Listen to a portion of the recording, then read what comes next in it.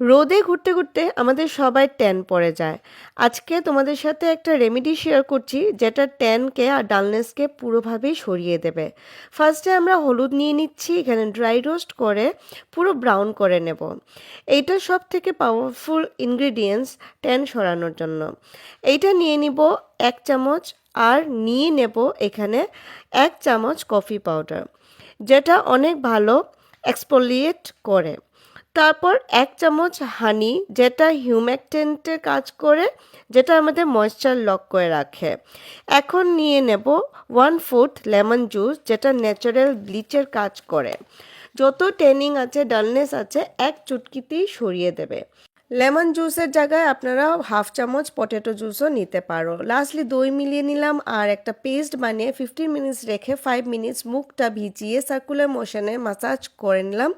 তারপরে মুখটা ধুয়ে নেব। এত গ্লো আর ফ্রেশ ফিল করবে যে আমার ভিডিওতে এসে থ্যাংক ইউ অবশ্য বলে যাবে। ফ্রেন্ডস আর ফ্যামিলির সাথে ভিডিওটা শেয়ার করে নেবেন।